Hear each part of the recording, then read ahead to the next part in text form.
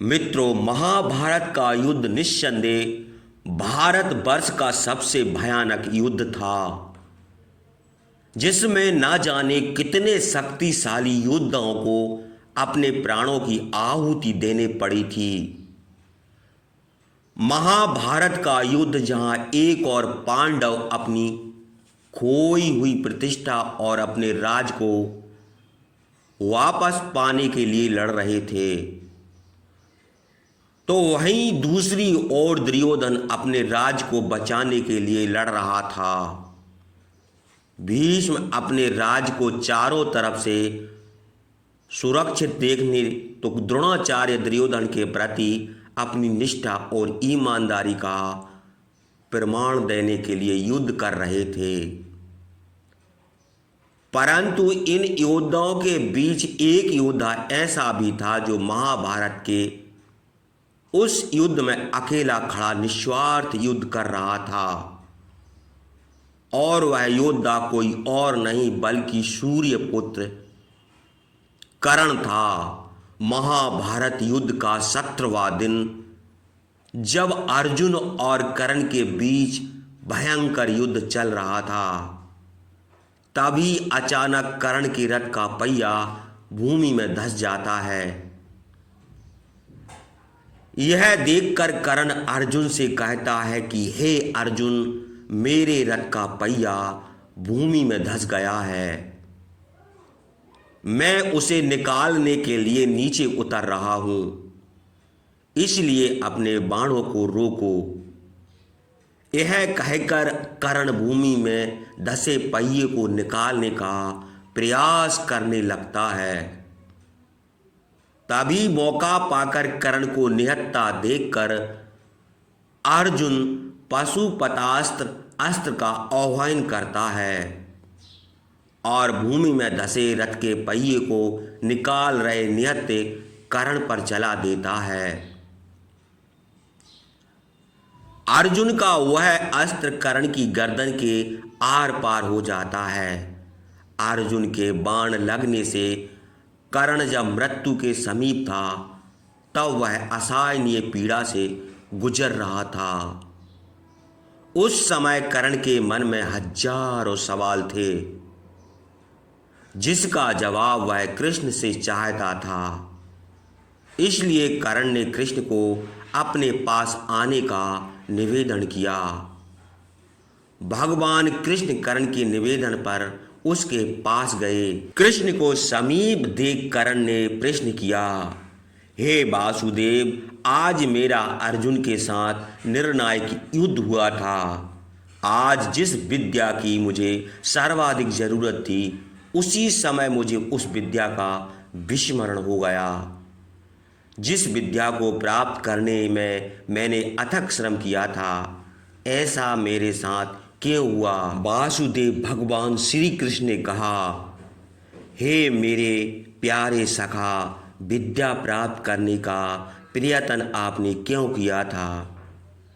क्या आपके हृदय में विद्या प्राप्त करके समाज को लाभ देने की इच्छा थी, या केवल अपने अपमान का प्रतिशोध लेने हेतु विद्या प्राप्त की थी?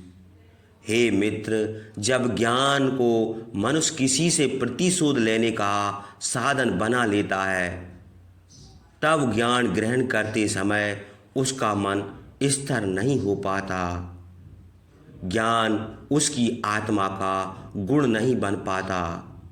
परंतु जो व्यक्ति ज्ञान का मोल जानकर ज्ञान प्राप्त करता है, वह उत्तम बन जाता है। परंतु आप विद्या प्राप्ति के समय भी कहीं दूर बैठे अर्जुन के साथ श्रेष्ठ बनने की प्रतिस्पर्धा में लगे रहे। हे मित्र, ज्ञान प्राप्त का आपका आशय ही अनुचित था, तो इस विद्या का विस्मरण आपको कैसे नहीं होता? यह सुनकर कर्ण ने कहा, मैं कैसे नहीं करता? प्रतिस्पर्धा वासुदेव, इस समाज ने निरंतर ही मेरी भावनाओं को कुचला है। इस समाज ने कभी मेरी शक्तियों का सम्मान नहीं किया। सदा ही सूत पुत्र कहकर मुझे अपमानित किया है। आप ही बताओ वासुदेव, यह समाज किसी को उसके अधिकार से कैसे वंचित कर सकता है। इस प्रकार कृष्ण ने कहा, हाँ मित्र, निश्चित ही यह एक घोर अपराध है। जात पात का भेद करना, किसी मनुष्य को उसके अधिकार से, अवसर से, संपत्ति से, सम्मान से वंचित रखना मानवता के विरुद्ध है। कर्ण ने कहा, हे वासुदेव, यदि मैंने प्रतिस्पर्धा की, यदि मैंने बलपूर्वक अपना अधिकार प्राप्त करने का प्रयास किया, यदि मेरे मन में असंतोष जन्मा, तो इसमें मेरा क्या दोष था। कर्ण के इस सवाल पर कृष्ण ने कहा, मित्र, आपके पास संभावना थी, सामर्थ्य था, शक्ति थी और समाज द्वारा दी गई उस पीड़ा का अनुभव भी था। अगर आप अपना जीवन अन्य शोषित और पीड़ित लोगों को समर्पित कर देते तो न जाने कितने जीवन सुख से भर जाते, परंतु आपने अपना जीवन समर्पित किया उस दुष्ट दुर्योधन को, जिसके पक्ष में केवल अधर्म था। हे मित्र, देखिए आपने आप दुर्योधन से कैसे अधर्मी के पक्ष में खड़े रहे। आप द्रौपदी के वस्त्रहरण जैसे पाप के भागी बने। आपने अपने ही भाइयों के दो दो पुत्रों की हत्या की और आज आप अपने ही अनुज के हाथों मरने के लिए सच खड़े हैं। कर्ण ने कहा, आप सत्य कह रहे हैं वासुदेव, किंतु मैं दुर्योधन के उपकारों का विस्मरण नहीं कर सकता। कृष्ण ने कहा, कौन सा उपकार अंगराज? क्या दुर्योधन ने आपसे मित्रता के पश्चात हस्तिनापुर के सूतों और समाज के कुचले मनुष्य को विद्या का अधिकार दिया? नहीं ना राधे, उसने अपने स्वार्थ के लिए आपसे मित्रता की थी। आपके हृदय में अर्जुन के प्रति जो प्रतिस्पर्धा थी, उसके कारण ही दुर्योधन ने आपसे मित्रता की थी। भगवान श्री कृष्ण ने क्रोध भरे स्वर में आगे कहा, हे मित्र, एक सत्य जान लीजिए, कुरुक्षेत्र में आज जो विध्वंस हो रहा है उसका कारण ना तो दुर्योधन है और ना ही शकुनी। यह पाप 3 योद्धाओं पर है, गंगा पुत्र भीष्म, गुरु द्रोणाचार्य और आप अंगराज। आप तीनों ने यदि समाज के कल्याण का विचार करते हुए दुर्योधन को सहायता नहीं दी होती तो वह युद्ध ही नहीं होता। यह सुनकर कर्ण ने कहा, आपने सत्य कहा वासुदेव। इस समाज को जितनी हानि अधर्मियों से नहीं होती, उससे अधिक हानि धर्म जानने वालों की निष्क्रियता से होती है। कर्ण ने आगे कहा, बस एक प्रश्न रह गया माधव, क्या मेरे सामर्थ्य का परिचय कभी नहीं हो पाएगा?